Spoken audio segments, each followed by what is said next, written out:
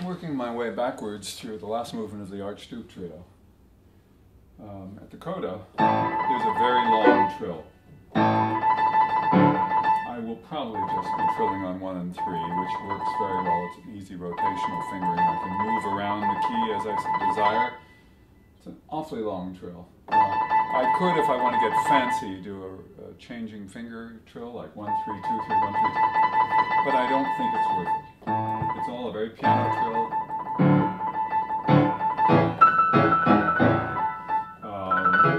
Because he has changing pitches without rest indicated, I simply have to make sure to stop the trill when I'm changing pitch a little earlier than indicated. So.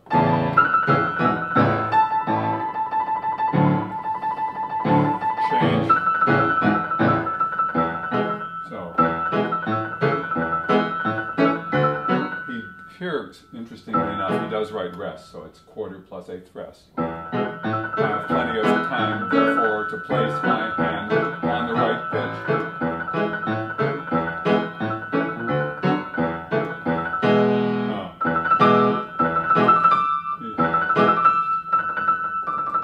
I do have to make a decision here because he's actually having me very quickly trill also on D. And then play D as a melodic note. Interestingly, that whole trill section, because I'm the accompaniment to the eighth note motion in the strings, suddenly we're all fortissimo here, which is a relative thing for piano, especially considering his piano had much less sonority than my pianos do, and the result is I have to be careful with balance here. Nonetheless, it's bigger because suddenly I'm melodic and my partners are supportive. So I'm not going to want to trill a long time on that very short D anyway, so just turning to second finger from 1, 3, and then going back to 1, 3, hopefully works just fine.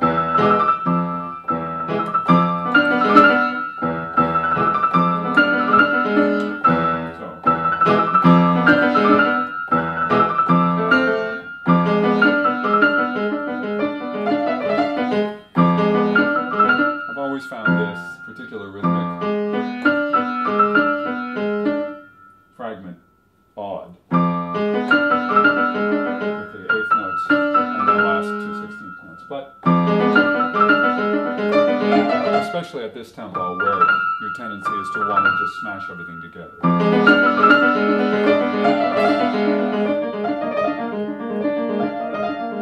So let's see.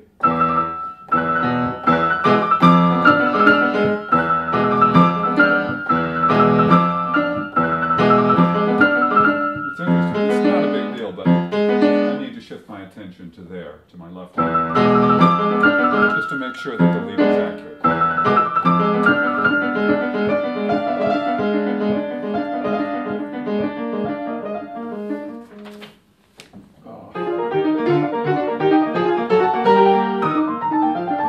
Oops.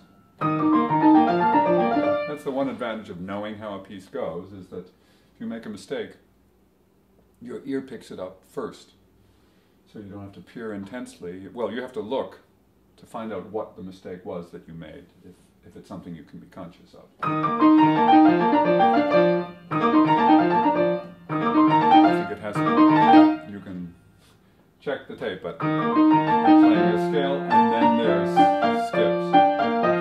Anytime there's a mixture of different kinds of intervals or different kinds of directions, there are all kinds of opportunities for traps or false assumptions. So try to make the right assumptions or not make any. And for example, the left hand has been busy going down, up, middle, down, up, middle, down, up, middle, down, up, middle, down, up, middle, down, up, middle, up, down, middle, down,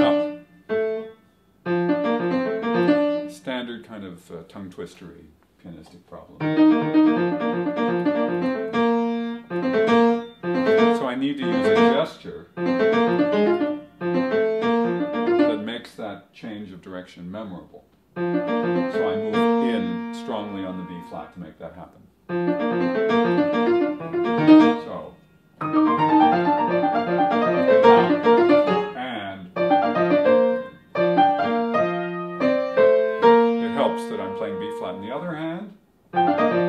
forces. And second fingers. That sounds, I have a sort of a déjà entendu, the oral equivalent to a déjà vu, that I might have said this before when I first confronted this. Makes it that much better though. It really is meaningful. So.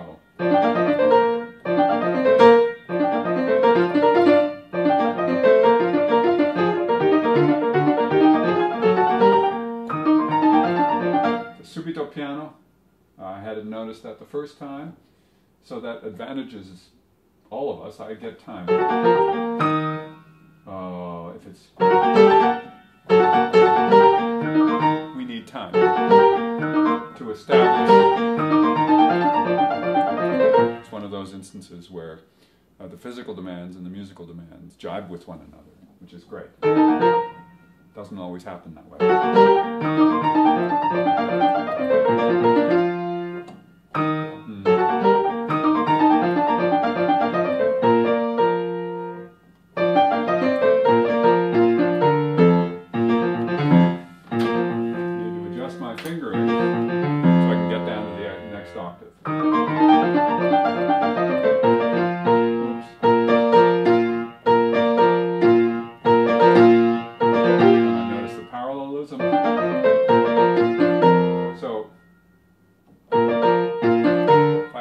Took it in the groupings that are indicated in the score, that wouldn't help me. I need to note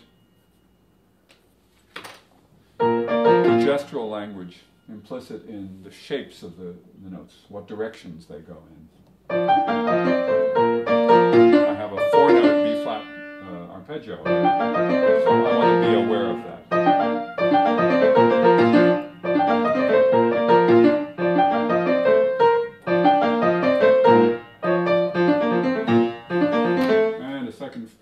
Finger adjustment in my left hand to help me get to B flat.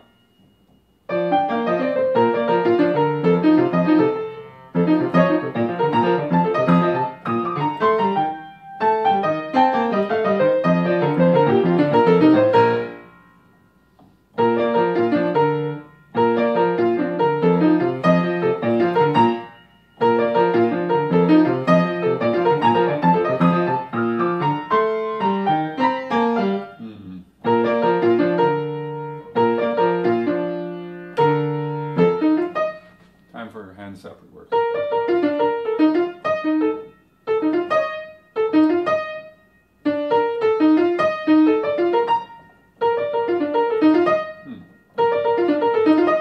I suddenly decided I like a turn fingering 5, 4, 2, 1. Makes it much easier for me to get up here. I had been going 1, 2. And having to fling my hand up to E flat, which is not bad, and certainly consistent with my other fingering. But the little turn fingering, another 5, 4, 2 downward, and then 1, 5 upward, is just easier, a little bit easier. Excuse me, a little bit goes a long way, and I have to say that in practicing intensely and trying to really improve things or polish things, it's the minute polishing details that end up making the biggest difference, not just in execution, but in state of mind. And that's what we really practice for, is to enhance our state of mind so that the focus is there, the sense of confidence is there, the sense of ease is there, the simplicity is there. Yummy. Nice. Okay, let's see how...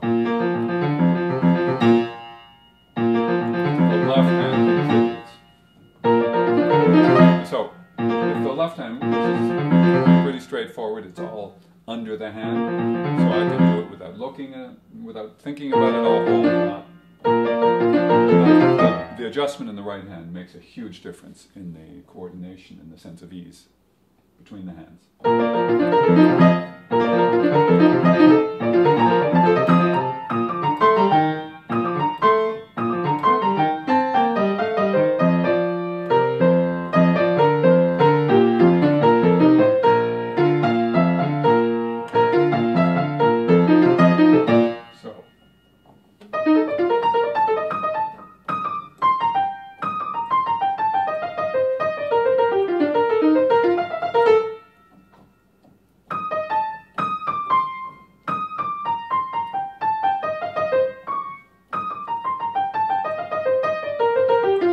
interesting because the figuration is always a second plus a third. The challenge is in finding a distribution of fingers to get you to negotiate the black and white notes easily. I think the fingering I've got marked, which is to have groups of 2, should work.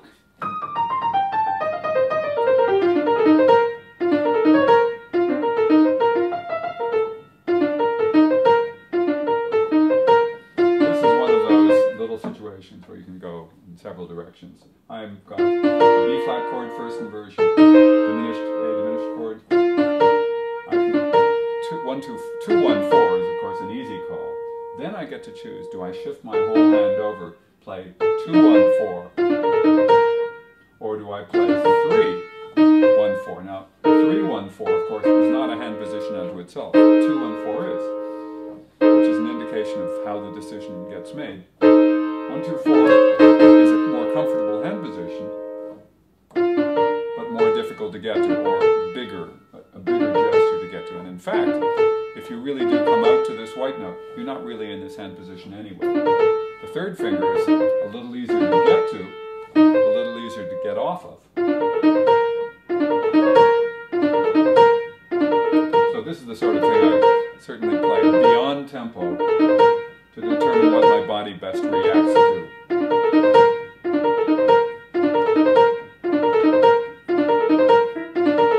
They both work. Surprisingly to myself, I'm a little more at ease with the 2 because that minute bit of time it buys me right after the 2 has a calming influence on my wild personality. So.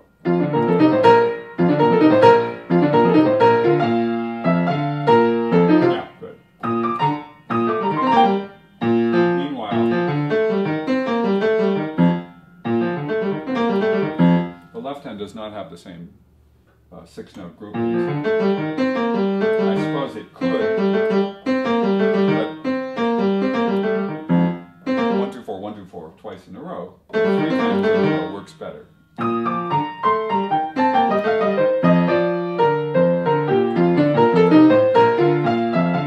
Good.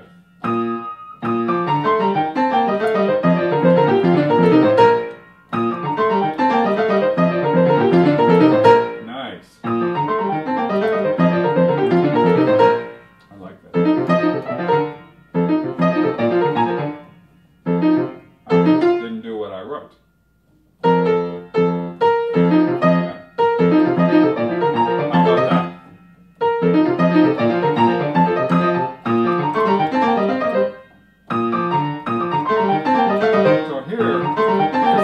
A 2-group group in my right hand, but a 3-note group in my left hand, I want to shift my attention to my left hand because that's where I got stuck that time.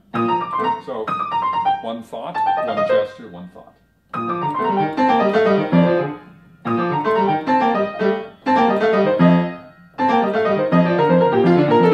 Yes.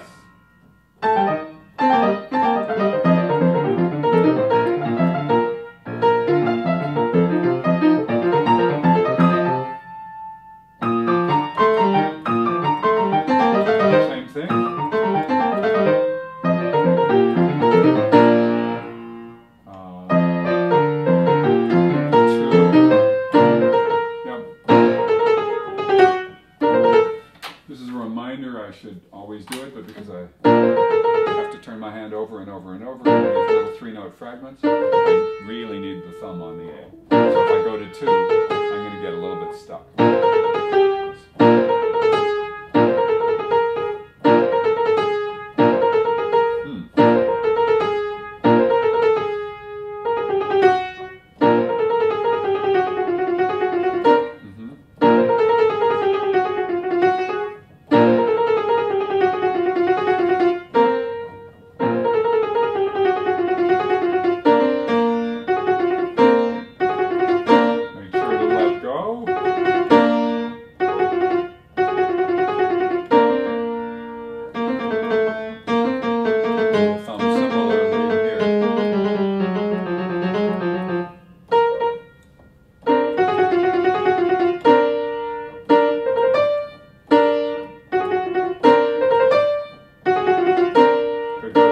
5, but then I wouldn't have a finger to turn over to. I could go to 4, 4, 5, 2, 3, 4 works fine. The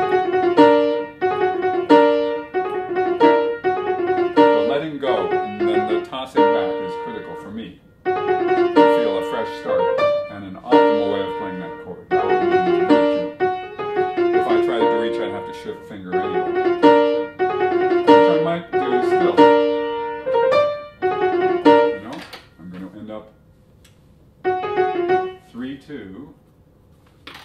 It just enables me to toss more because instead of being stuck in the thumb, I'm out a little more so I can toss in more easily. So, okay. Right hand feels good. My left hand I already feel a certain sense that it's the weak partner. I still have 3-note descending patterns. I could have a fingering that uses those, but I rather suspect from a previous marking that that's not in my best interest. I'm willing to change my mind. Currently, I'm using a sort of chromatic scale fingering.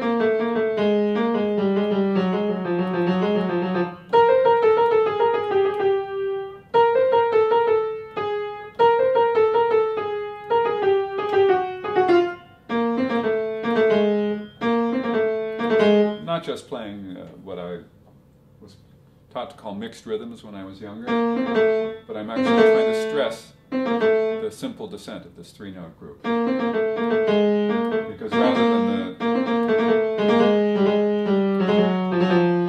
I rather suspect that if the scales work well, then the little trills just fall into place. I could either stress that there are little two shapes,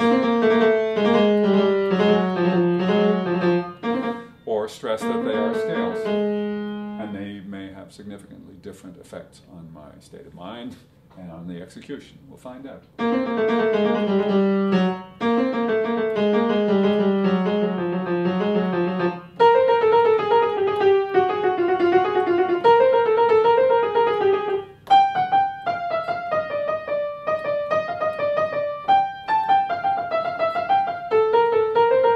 It's a rather extended passage, so it keeps on going for a whole page worth in the left hand.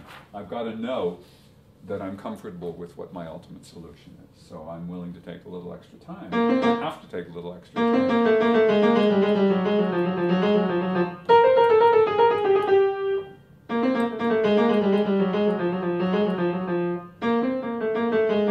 I'm noticing, I'm just getting more familiar with it. Is helping, but it's the subtleties of gestures.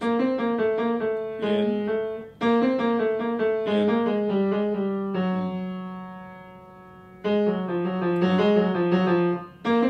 that make a big difference. Here I am on a white note, going into black notes, coming from black notes, going to a white note.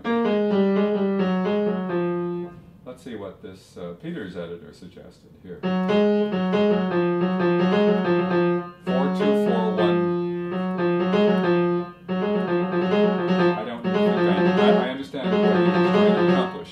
Very big gestures.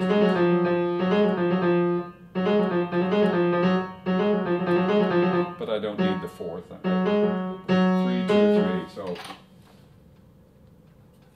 I'm staring at those printed fingerings, and I have nothing else marked. I have to make sure I'm not distracted by those printed fingerings. My rule of thumb is always give the editor one chance to be right or to be helpful to you, and then change it as necessary. That's much better for me. Now, the other nice thing is I'm able to say, okay, the second half of this 4-measure phrase is reasonable. The first half, because it moves, is a slightly more challenging, maybe not a whole lot more. Then the question arises, if this is okay,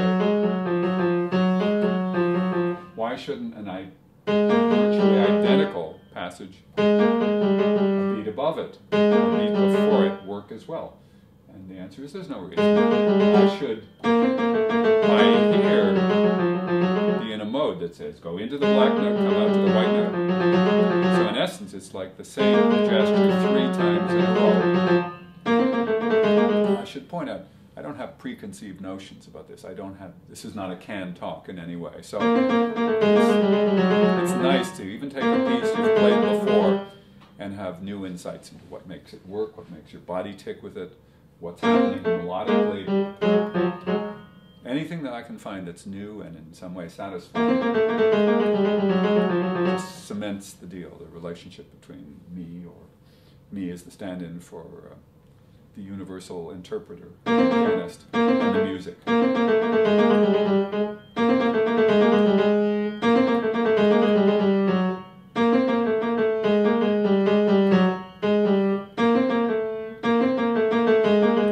have to make sure to play 2 on the 5th, 8th note of the second measure, because that stabilizes, as we've talked about this before, makes my hand feel really terrific, that the 3 fingers are spaced the way they grow. That's as a result of my opening up my arm here so that the angle is neutral with my hand, so that the result is that my fingers are neutral to one another, at least they're spaced the way they grow on my hand roughly. So that makes them more dependable. It happens here, it happens here.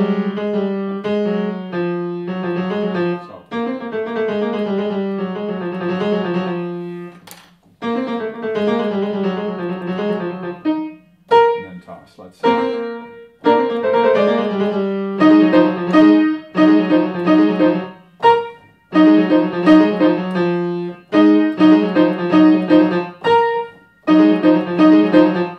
Okay, so I'm playing alone here.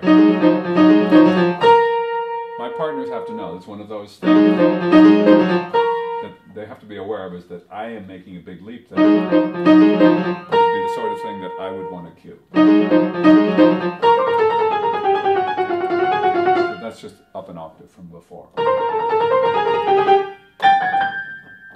Here I don't have much of a choice. That the octave leap happens right in context. I don't have an opportunity to say, hey everybody, let's just stop this line and I'll take time.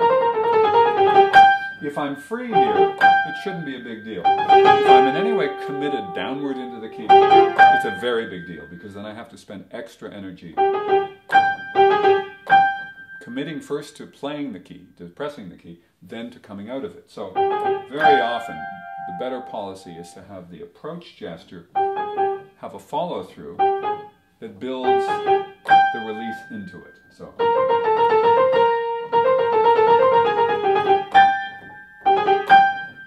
Follow through, in and up, and I'm ready to go.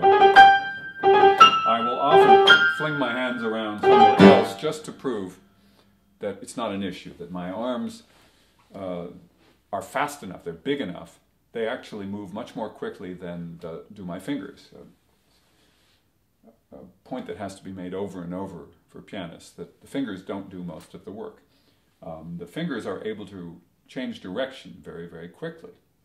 They have a built-in spring mechanism that allows you to push your finger down and have it come up without your active volition. So that's great, a change of direction in the finger, not so much in the thumb, but in 2, 3, and 4, and to a lesser extent the 5, you take advantage of that. But in terms of lateral motion, what we call scissors sometimes, we are dreadfully, woefully equipped to make this kind of lateral motion in the fingers. So when the fingers are asked to move around the keyboard, if you try stretching or reaching or doing things like that, you're pitting your will against what your body does well. On the other hand, the arms, with their bigger muscles and longer limbs, are much better equipped to move through space quickly.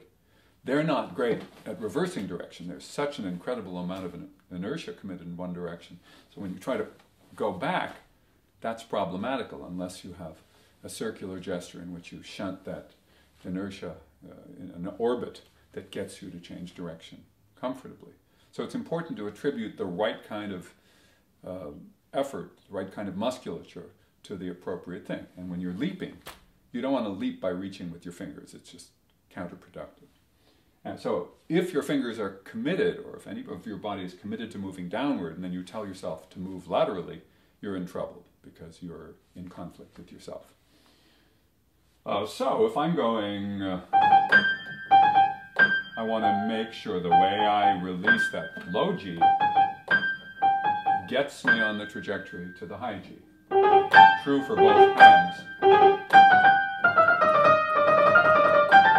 And even a little one like this, if I say it's in range, I'm going to get a different quality of sound. I don't need that legato there. At this tempo, even if it were marked legatissimo or something, the speed itself helps to create the line, and the sense of connection. Oops. Here there's a leap downward. I have interestingly written fifth finger for my low A here so that I don't actually do much leaping, and then I just adjust. Do I like it? I certainly didn't do it originally, but I kind of do like it. So I'll stick with it for now. Then there's a subito piano, which is to my advantage melodically because I'm able to re-voice the melody line at whatever quality of sound I'm looking for. So I'm big here. Start again.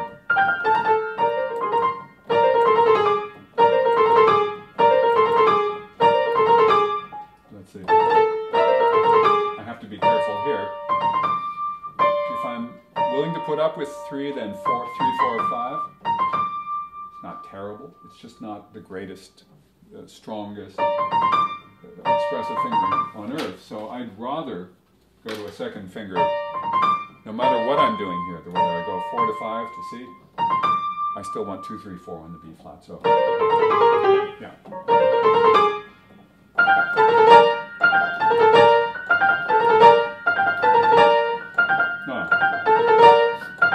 By playing fifth finger in my left hand, then I don't have to think about that leap at all. I can concentrate on my right hand. Yeah.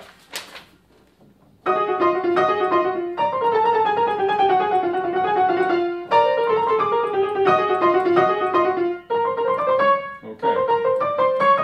I have a chain here. This is basically a finger issue. I just have to make sure every one of these 3-note scale fragments, and again, they're all written as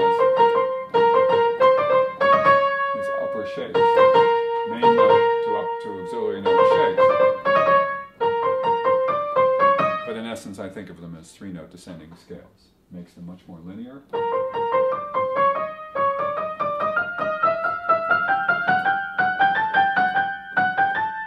course, it changes here. But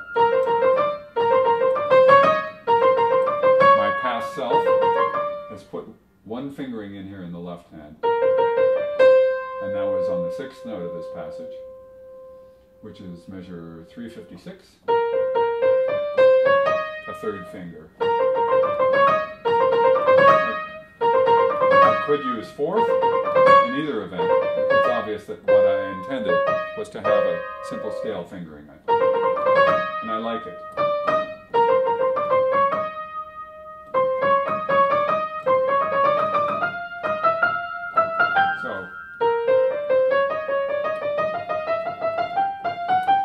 Is 3-2-1, 3-2-1, 3-2-1, 3-2-1, in spite of the differing placements of thumbs on white and black notes, is its simplicity and its inherent ease of gesture going to the thumb each time worth it. Certainly makes my left hand feel strong.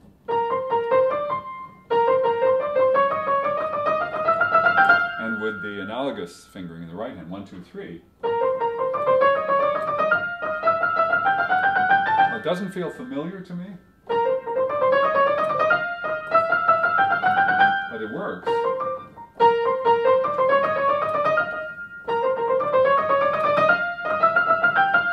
I like it very much in the left hand. That doesn't mean I have to use it in the right hand. There are places like what we've talked about before in the left hand where it just feels more comfortable to reverse fingers, and that's 2, 1, 3. Puts the fingers actually in natural order.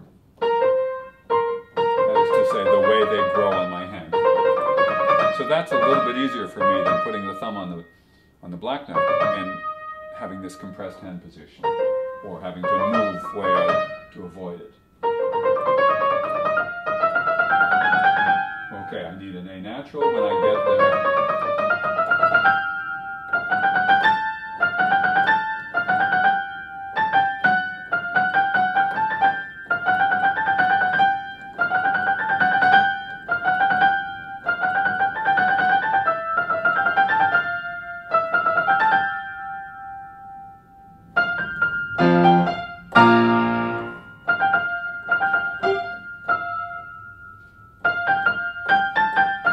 Fifth finger written here. Negotiate. Now, again, any finger you choose is either going to work well on the approach or on the release from that particular fingering. In other words, a fingering will either work well across the board from its approach to what succeeds it, or favor what follows it, or favor what precedes it. In this case, if I go to 5, it's obviously not to optimize these 2 notes. It's to optimize these 3 notes. So if I'm going to use a fingering like that, I have to think that way. In other words, get to here, start fresh on the 5-4.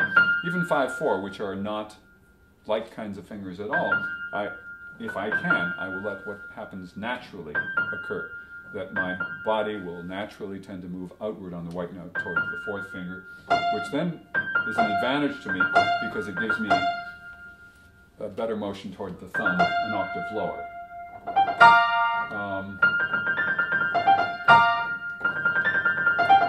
Seems good. Very nice of Beethoven. He lets me let go of the left hand, and all of us. So, but I have to look. It's too big. So I have to then think. While I'm looking, I have to negotiate that 5-4-1. So I'm going to stare at you just to be sure that my right hand can accommodate without needing to be concentrated on a lot. Then I put my attention down here.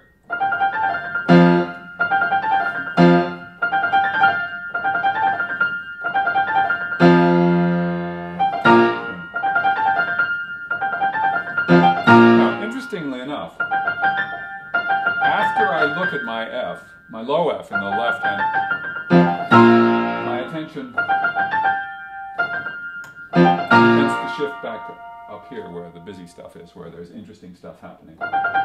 And that should be noted. If you're looking at the keyboard as a target, once your brain has launched the impulse to get you to your target, you don't have to keep staring at it. So, in other words, if I'm here, and I want to go here, and if I want to look at that F, I can look at that F, say, play. There's going to be a certain point at which I trust the trajectory of my arm to get me to the F. So if I then need to shift my attention somewhere else, then I'm ready to go. As you can see. So, look left, look at the camera.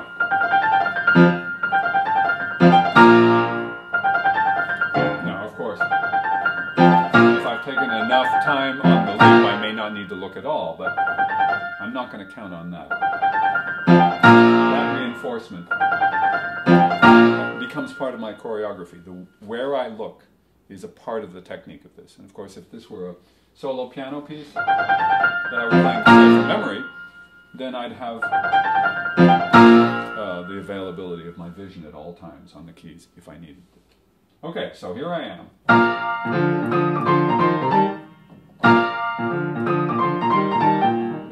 It's amazing how Beethoven often can take the tritest material and make it sound profound or uplifting. But this last movement is just so full of musically cute things. I'm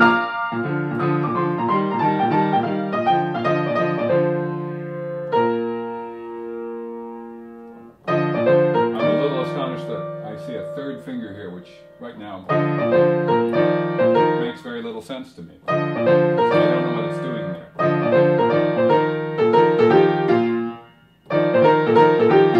Actually, I wrote it again. So I don't know what I was thinking. I've got 4 descending notes ending on a white note. There's no problem at all going 4, 3, 2, 1.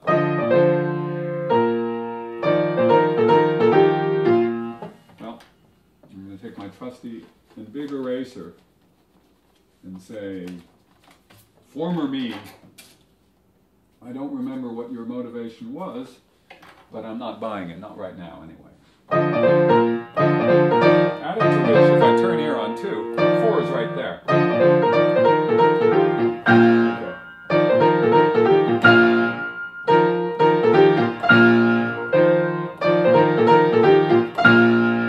So I want to remind my partners of this grace note. That aids me with this forte piano that I have to contribute to. I could be forte on the grace note if I play it on the beat, and then be softer afterwards. This is just a variation on what we just did, only 3 notes instead of 2 notes.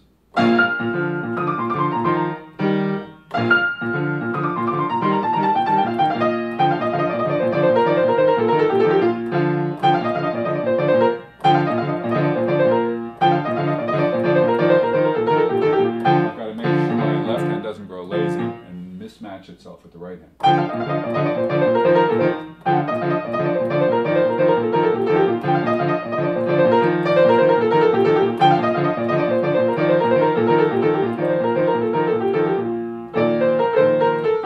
Well, to make sure I have a 4th finger on B flat.